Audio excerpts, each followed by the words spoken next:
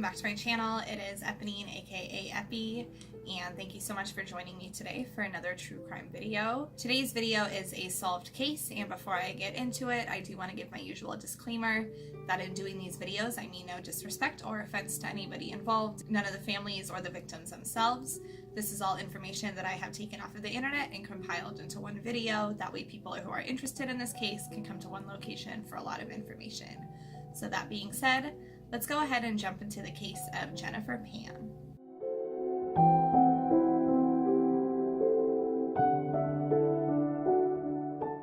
Jennifer Pan was born on June 17, 1986 to Bick and Han Pan. They were immigrants who had immigrated to Canada. Now, Jennifer had an older brother named Felix, and it was just the four of them who made up this family. Now, Han and Bick both worked at a car company called Magna International. Han worked as a tool and die maker, and Bick helped make car parts. Now, the couple worked very hard for their money, and they were able to afford a pretty good life. Even though their jobs didn't pay extremely well, they saved up their money, they were very smart financially, and they were able to afford a really nice house with a 2-car garage, and inside of that garage they had a Mercedes and a Lexus. And they'd even managed to save up $200,000 in Canadian money, so they were pretty well off. Now, Jennifer's parents were what's known as tiger parents in the Asian community, which just meant that they were very, very strict. They were very controlling. They would decide their children's careers. They would decide their futures. They would essentially have a lot of control over everything that their children did in their lives. Now, Jennifer was put into piano lessons at a very young age because of this, and she was also into figure skating at a very young age.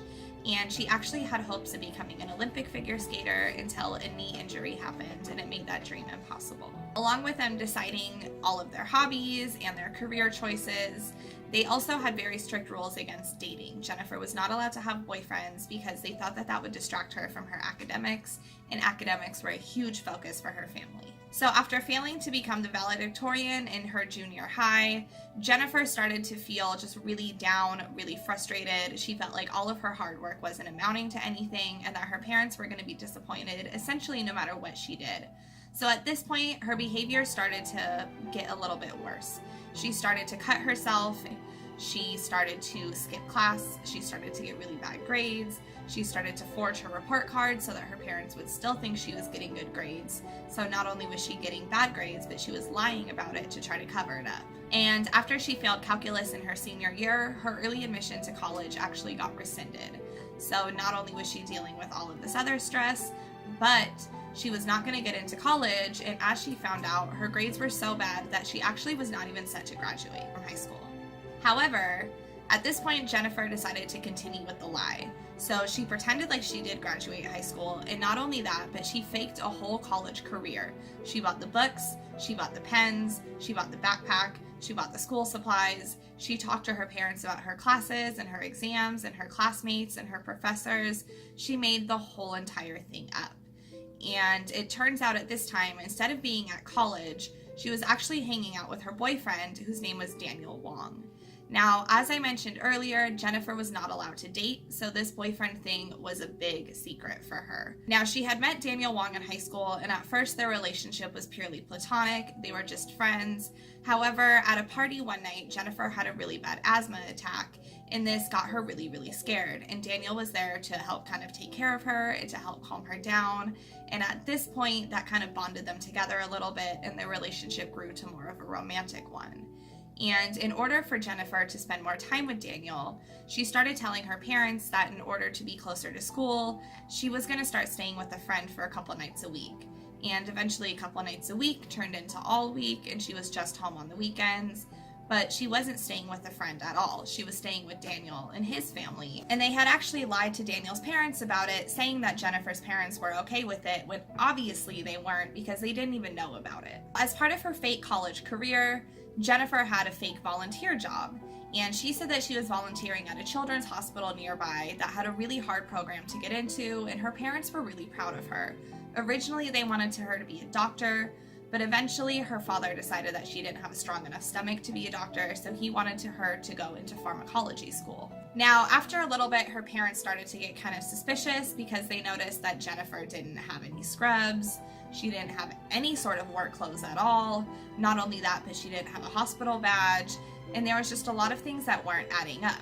So one day they decided that they wanted to be the ones to take her to work. So they drove Jennifer to the hospital, and Jennifer kind of just tried to skirt out of the car really quick and just disappear from her parents because she knew she was about to get caught.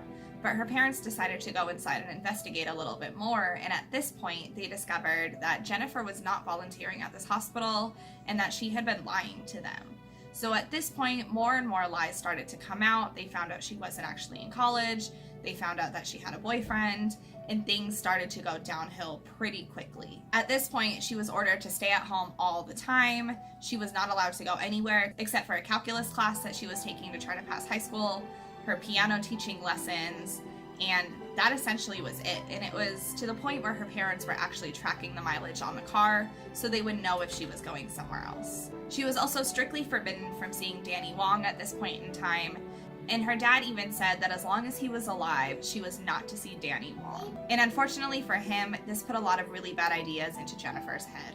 So at this point in time, Jennifer was 24 years old, and honestly, Danny was kind of over this whole entire relationship with her. He was over her parents, he was over the lying, he was over how complicated everything was, and he actually met another girl and started to fall in love with her.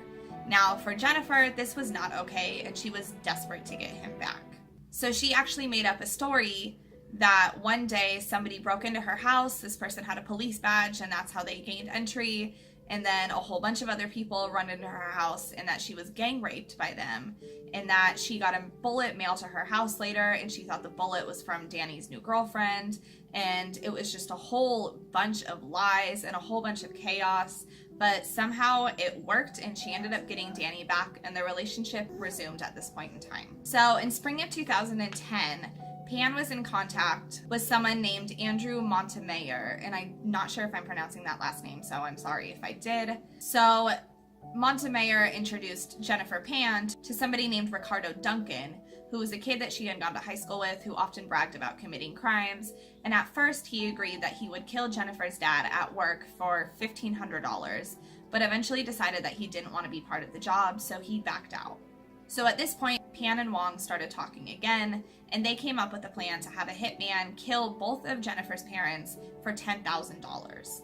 And it was kind of assumed after this happened that Jennifer would gain her parents' life insurance policies, and that totaled around $500,000.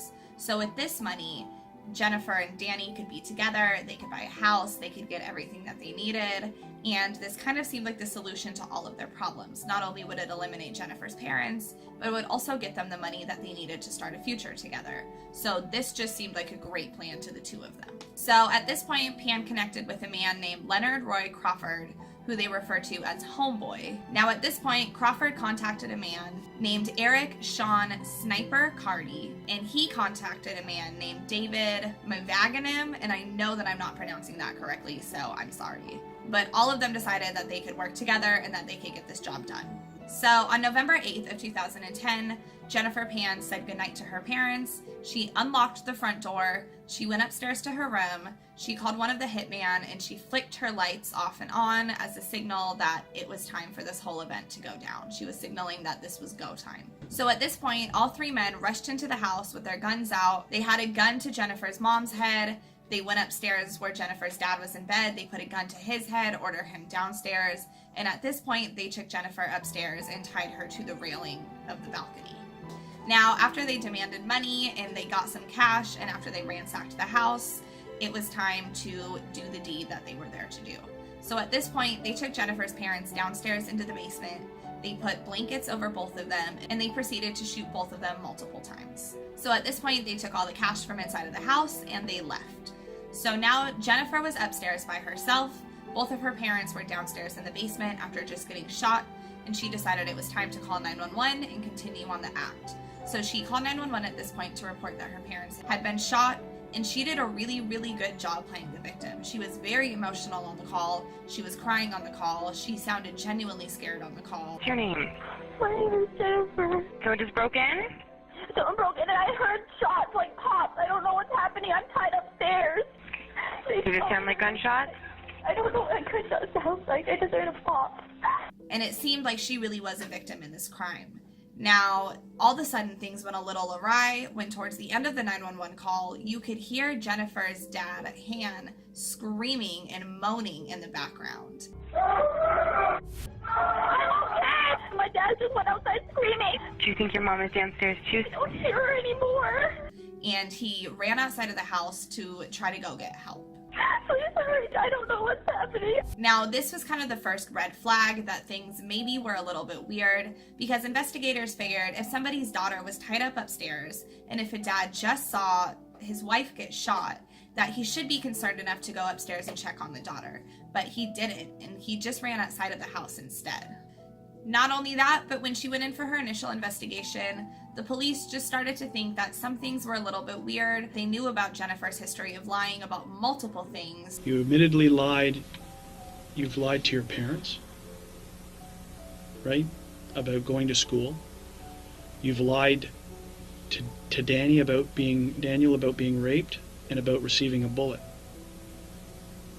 Who's to say this whole thing isn't a lie? That what you're telling me is a lie? Because if you are lying, it's the most cold-blooded thing that I've ever faced in my life. So at this point, they decided to put surveillance on her, and they actually followed her to her own mother's funeral, where she kept up the act of a victim. She kept up the act that she was super sad about everything, and she just continued to carry on like she was an actual victim in this crime instead of somebody who had actually set it up. And this whole time, Jennifer's dad was in a coma, so he was not able to say what had happened to him. But unfortunately for Jennifer, he woke up and he started talking. And when he woke up from this coma, Pan said that Jennifer was talking to one of the intruders and that she seemed like she was pretty friendly with him and that he almost seemed like he was consoling her.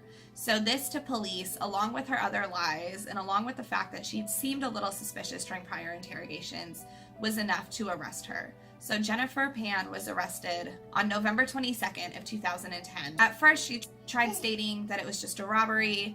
Then she tried stating that yes, she did hire the killers, but she hired them to come kill her instead, and that things just went wrong and they killed the parents. Then finally, after the police used something which is called the Reed technique, which is essentially just lying to people, but it's legal in Canada, so they're allowed to do it. They told her that they had software that could detect lies in her voice. They told her that they had infrared lasers basically pointing to her house so they could tell if she was lying about any of the movements or anything that took place. And because of this, Jennifer finally confessed, so she was arrested. Now, my Vagnum, and again, I don't know how to pronounce his last name, I'm sorry. He was arrested on April 14th of 2011, and Cardi was already actually in prison for something else at this point in time, so he just got charges added on. Wong was arrested on April 26th of 2011 at his job, and Crawford was the final suspect who was arrested, and he was arrested on May 4th of 2011. So the trial continued for 10 months, and all of them pled not guilty to charges of first-degree murder, attempted murder, and conspiracy to commit murder. Pan, Wong, Milogvananam, which again, I'm sorry if I'm pronouncing incorrectly, and Crawford were all convicted on December 13th of 2014, and they each received 25 to life with no chance of parole before 25 years. Cardi originally was tried with the other perpetrators, but after his lawyer fell ill, he was declared a mistrial, and they actually had to have another trial for him. And at his second trial, he actually pled guilty. So because he took a plea deal, he was sentenced to 18 years in prison with no chance of parole before 9 years. He stated that he didn't want to make Pan go through a whole second trial and talk about all of this again, so that's the reason why he took the plea deal. Jennifer Pan is now banned from contacting her dad or any members of her family for the rest of her life, essentially because of this. And I did just want to mention that Cardi died in his cell on April 26th of 2018. So that is it for this case. That is all the info that I have on this one. This case to me is crazy. I think it's really, really sad. Not only is it sad that somebody tried to kill her parents, but I think it's really sad for Pan, who has to live with this forever without his wife, who he was married to for over 30 years, knowing that his daughter is the reason why his wife isn't alive and that she tried to have him killed too. I think it's just heartbreaking. I can't even imagine having to live with that forever. So this case I just thought was really, really interesting, and that is why I wanted to share it with you guys. So thank you so much for joining me. Thank you so much for giving me a little bit of your day. I really, really appreciate it. And if you like content like this, please be sure to hit that subscribe button down below and that bell notification so that you know when I post all of my new videos. And if you enjoyed this video, please give me a thumbs up. It really does help my channel a lot and it helps support me. So yeah, thank you all so much. I love you very, very much, and we will touch base soon. Bye.